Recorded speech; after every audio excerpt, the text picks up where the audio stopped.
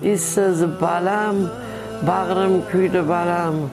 Oh, esiz balam, shirin balam. Oh, kapalay bo'lib uchib ketdi. Oh, kabutar bo'lib uchib ketdi. Shunchalik balamni sog'indim. Shunchalik balamni quchoqlab o'pgim keladi. U juda oz yashadi. U jang maydonida o'zini bamisol sherdek tutardi va raqibiga arslondek tashlanardi. Fe'lidagi mehr oqibatga moyilligidir ehtimol. Kurash maydonlarida unga hamisha ota-bobolarining ruhi yor bo'lgandir balki.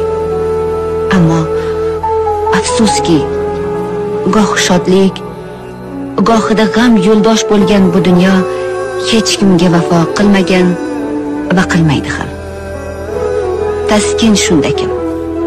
U o'zbek xalqining betakror va yengilmas jangchisi bo'lib xotiralarimizda qoladi.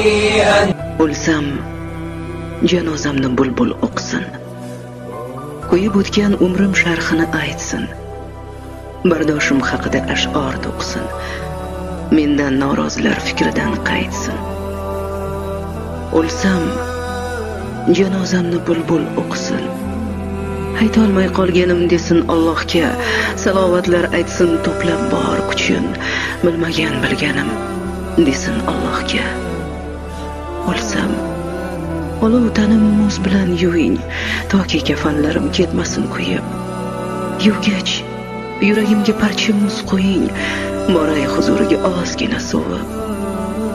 O'lsam, kafanimni bulutdan qiling.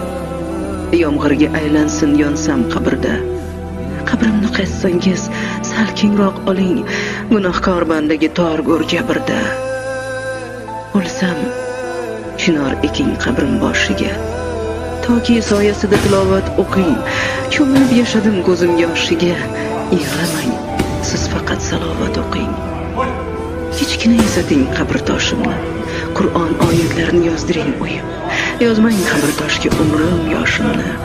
Men safarga ketdim, charog'im kiyib. O'lsam, oyoq tomon, o'ng tomonimga 4 kishi sig'arlik kursi yasating. Sog'inib kelsangiz ixlosni o'qing, qabrimni gul emas, Qur'on bezasin. O'ng tarafdan keling, oyoq tarafdan. Toki ko'rsin sizni ochiq ko'zlarim.